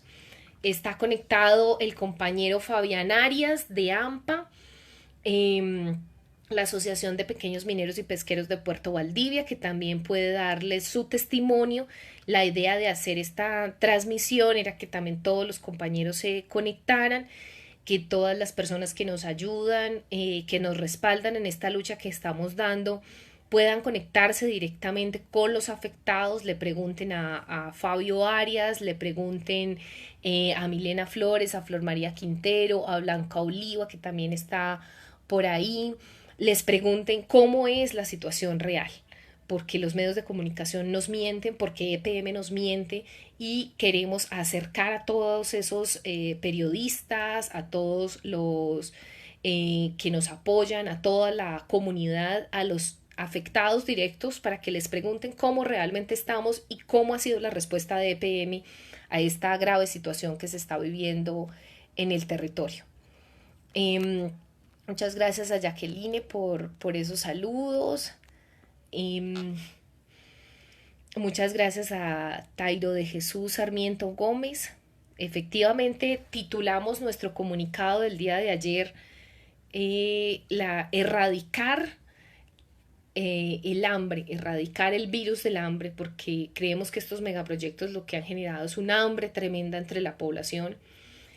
Pero además el hecho de que en este momento estén erradicando cultivos de uso ilícito, que a veces es la única opción que le queda a los campesinos en medio de la cuarentena, nos parece injusto y nos parece de un gran dolor para gente que también está teniendo muchísimas dificultades en muchas partes. Algunos de los barequeros, pescadores que perdieron todos sus medios de vida y de subsistencia tuvieron que ir a raspar coca, tuvieron que acudir porque no se pueden dejar morir de hambre. No pueden dejarse morir de hambre. Se acaba de conectar Francisco Luján de la Asociación Boca Chicos, del kilómetro 14 y 15 de los municipios de Valdivia, del kilómetro 14, 15 y el kilómetro 12 de Tarazá, del municipio de Valdivia, también integrantes del movimiento Ríos Vivos. Y les estaba diciendo que es muy injusto que justo en estos momentos pues estén erradicando, porque la gente no puede ni siquiera protestar, porque también le quitan la comida. El gobierno tiene que entender que la manera no es esa, la manera es la sustitución de los cultivos de uso ilícito y la manera es precisamente protegiendo a los campesinos y a la población rural.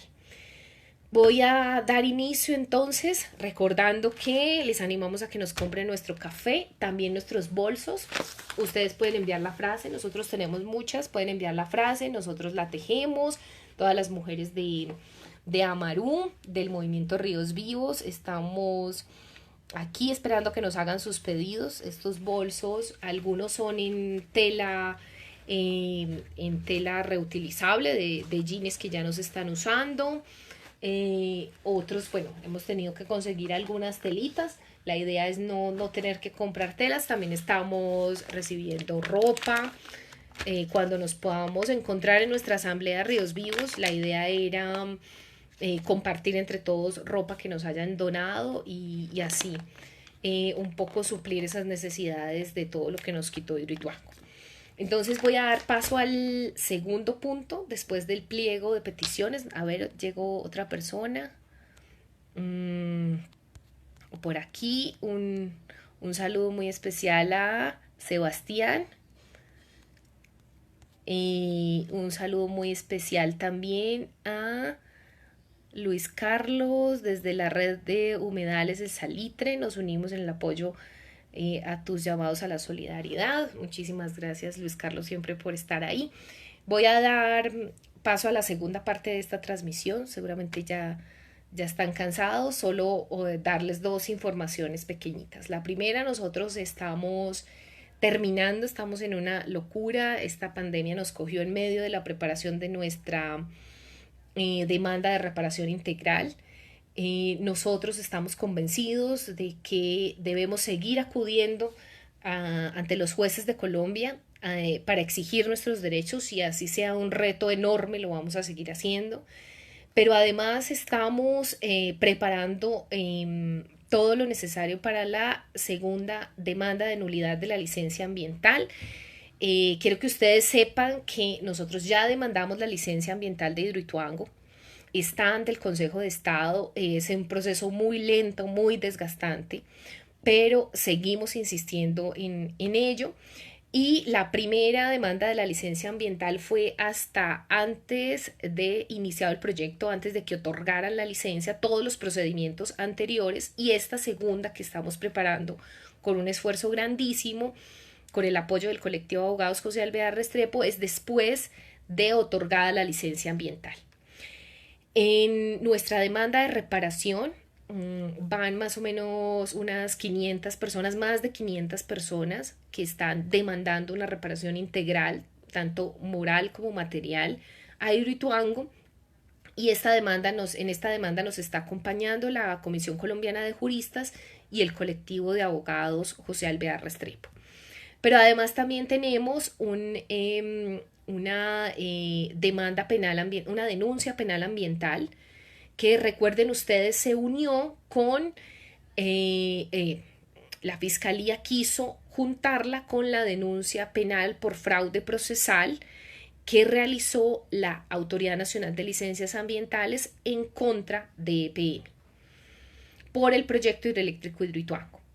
Entonces la Fiscalía juntó nuestra denuncia por delitos ambientales con la denuncia por fraude procesal de la ANLA y se lleva en un mismo caso. Fruto de ese caso son las medidas cautelares que están vigentes hoy, que nos protegieron 5 derechos, Esos 5 derechos fueron el derecho al mínimo vital, justo por lo que estamos sufriendo hoy en medio de esta pandemia, porque no han cumplido eh, con esas medidas cautelares, los gobiernos locales, el gobierno departamental y el gobierno nacional, el derecho al mínimo vital, el derecho a la vida. El derecho a la vida digna contempla el derecho a elegir el trabajo que deseemos hacer, es decir, si los barequeros quieren seguir siendo barequeros, que les permitan ser barequeros, que no sean perseguidos por ser barequeros.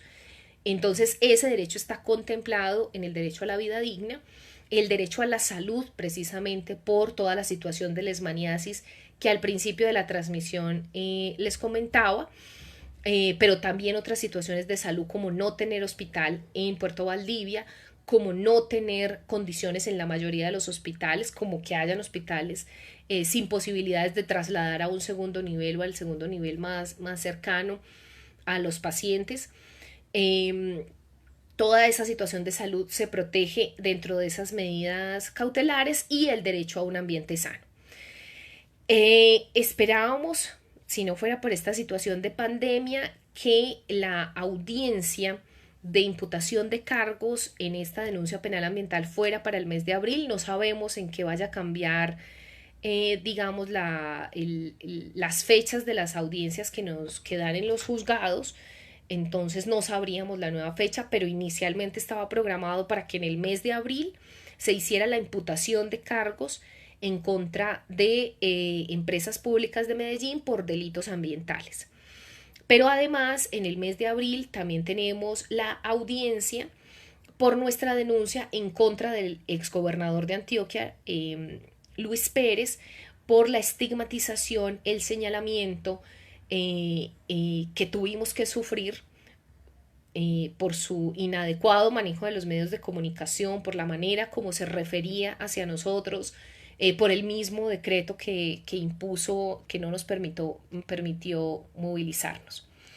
También se unieron Juan Valencia de la asociación ASBAN Valdivia, la Asociación de Víctimas y Afectados por Megaproyectos del municipio de Valdivia, con Juan, un joven luchador, un joven víctima de Hidroituango. También pueden hacerle todas sus preguntas, él es conocedor del territorio. También se unió Carlos Gómez, se unió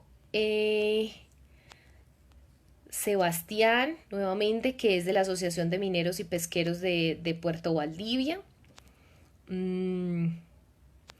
Nos hacen una pregunta Ángela Fonseca, pues no hemos dado nueva fecha, Ángela, para la asamblea, porque toda esta información que estoy dando la íbamos a dar durante nuestra movilización, durante nuestra asamblea, y pues debido a estas circunstancias del coronavirus no la pudimos realizar.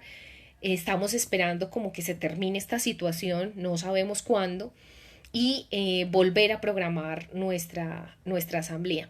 Por ahora estamos buscando otros medios para seguirnos reuniendo, para seguir avanzando en las acciones jurídicas, pero también en las acciones de incidencia y otras que tenemos planeadas. Entonces, como les contaba, nuestra denuncia penal ambiental va en esas dos vertientes. Una, el seguimiento a las medidas cautelares otorgadas por el juez de control de garantías, y otra en el sentido de el paso de imputar cargos por parte de la fiscalía, nosotros aportando pruebas, todo lo necesario como víctimas para que realmente avancemos en la justicia de esta de todo lo que nos ha generado, de todos los delitos ambientales cometidos por Hidroituango. No sabemos si se va a aplazar la audiencia en contra del exgobernador programada para el 18 de abril. Les estaremos informando. La idea es seguir haciendo este tipo de emisiones un poco más cortas. Esta primera pues muy larga por toda la información que tenemos, pero seguir haciendo este tipo de emisiones para tenerlos al tanto de todo lo que va sucediendo y de todo lo que los avances y los retrocesos también que hemos tenido en nuestras exigencias de derechos. Muchas gracias a Xiomi por todas esas bendiciones, a Luz Alba Aguirre, un saludo muy especial. Ahí están los compañeros dispuestos a preguntar, no, a responder todas sus preguntas. Ya se están uniendo muchos más integrantes del movimiento. Entiendo que esto es muy novedoso para todos, no sabemos hacer esto, pero seguimos intentando comunicarnos con quienes deseen escucharnos. Un saludo muy especial a Martín Blanco, de los Cerros Orientales de Usaquén, de los barrios populares de la Mesa Ambiental de Usaquén. Un saludo muy especial y gracias por estar conectados. Bueno, tenemos otra acción jurídica muy importante. Ya les había hablado de tres. Otra acción, bueno, de tres no, y otra que está a punto de iniciarse. Muy importante, que nosotros habíamos iniciado hace mucho tiempo, y que lamentablemente pues la justicia colombiana no avanza como nosotros quisiéramos. Nosotros denunciamos el asesinato, y tenían la obligación de investigarlo, de nuestros compañeros. Nos han anunciado que ha habido avances en esa investigación sobre los asesinatos de los compañeros. Estamos, después de esta situación, a punto de reunirnos con la Fiscalía para que nos dé los informes, y con las familias de los líderes del movimiento que han sido asesinados, y que reciban, digamos, la información que tiene por darnos la Fiscalía. Eso es muy importante. Se han demorado mucho, pero es muy importante que haya avances en esa materia, y que, superada la impunidad, si se encuentran los responsables, no solo materiales, no solo directos, sino a quienes han dado la orden de asesinar a nuestros compañeros, y las situaciones por las cuales no sabemos. Realmente, hasta el momento, lo que nos han dicho es que se ha avanzado en esa materia de investigación. Esperamos a salir de esta situación para tener esa información en mayor detalle, cuáles fueron esos avances, que si ya hay capturados o no, y por lo menos que eso desestimule los ataques hacia los integrantes del movimiento, y esos avances son sumamente importantes para nosotros. Con relación a la queja ante el Banco Interamericano de Desarrollo, contarles que antes de esta situación del coronavirus estaba programada una misión de los 5 investigadores que fueron designados por el banco, para visitar el territorio, para escuchar de manera directa. No sabemos lo que vaya a pasar con esa visita, a raíz pues de toda esta situación en el mundo. Nosotros seguimos insistiendo, no sabemos si se van a correr los plazos, pero ya el proceso de investigación se dio inicio de manera formal ante el banco. Esto es muy importante. ¿Por qué? Porque nosotros agotamos un paso previo, y es la demostración de que EPM se niega al diálogo. Con nuestro pliego de peticiones no esperamos que EPM nos responda a todo, esperamos demostrar que esta administración es distinta o no, que el nuevo gerente de EPM es distinto o no del anterior. El anterior lo único que hizo fue negarse al diálogo con las comunidades. Hidroituango ha tenido la misma postura. Con la respuesta que nos acaba de dar, nos dice que ya todo está resuelto. Pues si estuviera resuelto, que lo digan mis compañeros que están conectados, pues no estaríamos precisamente en continua denuncia de todo el daño que siguen haciendo, de todo el hambre que siguen generando. Entonces esperamos que con este pliego de peticiones, y también la queja ante el BID, pues quede demostrado eso. Nosotros tuvimos que acudir al mecanismo porque no había forma de dialogar con esta empresa, pero además, dentro del mecanismo MISI, el mecanismo que tiene el banco para las quejas de la población afectada, hay un espacio para el diálogo. EPM se negó al diálogo. Por eso hoy estamos en la fase de investigación, porque antes se agotó la fase de consulta y EPM se negó a dialogar con el movimiento Ríos Vivos. Entonces esperamos que esta fase de investigación pues arroje unos resultados contundentes. Confiamos en la experticia del equipo técnico, de los 5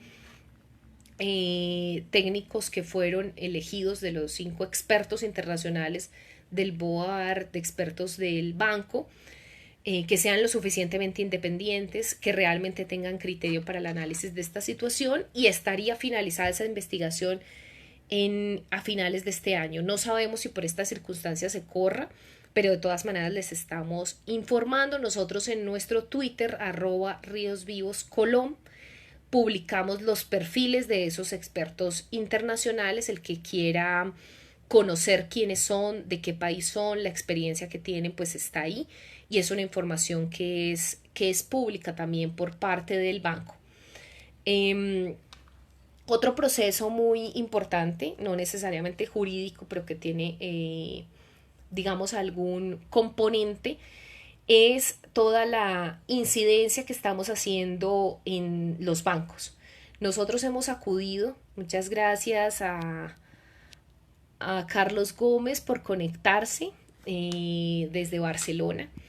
Y justo allá estuvo mi compañera Milena Flores, vicepresidenta del movimiento, estuvo haciendo incidencia junto con Genaro Graciano, otro líder del movimiento. Estuvieron recorriendo bancos europeos, se visitó el KfW IPEX de Alemania, con el apoyo de organizaciones alemanas. Se conversó directamente con el banco, se le dio la información de primera mano de las víctimas de Hidroituango. También se habló con el BNP Paribas, que es un banco belga y francés. Se le dio información de primera mano. También se hizo una reunión con el banco BBVA, es la última reunión que tuvo Milena antes de regresar de España. Yo me reuní en Canadá con dos de los bancos que han financiado el proyecto hidroeléctrico de Hidroituango. El Fondo de Exportaciones de Canadá. Este banco, 2 días antes de la reunión que se había programado con mucho tiempo de antelación, una gira casi con un año de antelación, este banco recibió el pago, llamó simplemente a EPM y el préstamo que le dio este banco de manera directa a EPM lo reembolsó. Pero lo que nosotros le estamos pidiendo a todos los bancos, hayan pagado o no el préstamo, es que sean responsables por las acciones que generan con el dinero que invierten en países como el nuestro. Entonces, no solo estamos yendo a decirles de manera directa que están dañando, afectando a la población, a cada uno de esos bancos. No nos ha sido posible y lo veo muy difícil ir al banco chino y al de Brasil, pero lo hemos intentado, hemos hecho un esfuerzo importante porque diferentes integrantes del movimiento visitemos esos bancos, dejemos constancia del daño que están realizando y además les pidamos que reparen el daño que han hecho. Este daño que nosotros hemos sufrido no solo lo hemos sufrido por culpa de PM, no solo lo hemos sufrido por culpa de la ANLA, de la gobernación de Antioquia, sino también por culpa de los bancos, porque sin ese dinero no hubiese sido posible la destrucción del territorio. Sin ese dinero español, sin ese dinero francés, sin ese dinero alemán, sin ese dinero belga, sin ese dinero de Brasil, sin ese dinero de canadiense, nunca hubieran podido hacer este daño tan grande a la población del occidente, del norte, del Bajo Cauca, en Antioquia, a la población de La Mojana. Entonces nos hemos dado a la tarea de visitar todos esos bancos, los que más hemos podido, y de dejar esas constancias. Y eso también es una acción de incidencia muy, muy, muy difícil para una población como nosotros, pero que creo que tiene un impacto grande en la medida en que no solo estamos responsabilizando aquí a los actores locales, sino a los actores internacionales. Un saludo para doña Blanca Inés Pérez en Puerto Valdivia, en Valdivia, que se acaba de conectar. Un saludo para Féminas Nómadas. Estamos aquí ya terminando nuestro Facebook Live con la información sobre nuestros espacios de incidencia y nuestras acciones jurídicas. Dentro de la asamblea teníamos todo un plan para que los abogados que nos acompañan dieran esta información en detalle a todos los integrantes del movimiento. Teníamos un espacio para visitar nuestro refugio, para mirar la producción colectiva, para pensarnos en el futuro más allá de Hidroituango. no solo pensamos en Hidroituango, pensamos en condiciones dignas para habitar el territorio. Entonces en la asamblea esperábamos tener un espacio muy importante para soñarnos el futuro a pesar de esta situación que se está viviendo, y esperamos que pase todo esto de la pandemia para poder seguir exigiendo nuestros derechos. Muchísimas gracias a todos ustedes por estar aquí conectados. Eh, si hay alguna otra pregunta, Milena está respondiendo.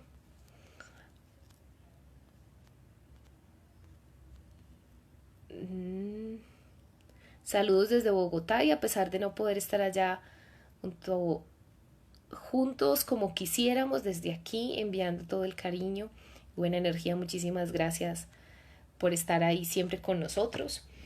Esperamos que todo esto pase para poder reunirnos y que no olvidemos los abrazos, las caricias, que son muy importantes para nuestra cultura, a pesar de este virus, la necesidad de que el río siga corriendo libre y nuestra esperanza de poder estar en un mundo en el que no se atropella a los más humildes y a la naturaleza. Que estén muy bien, chao.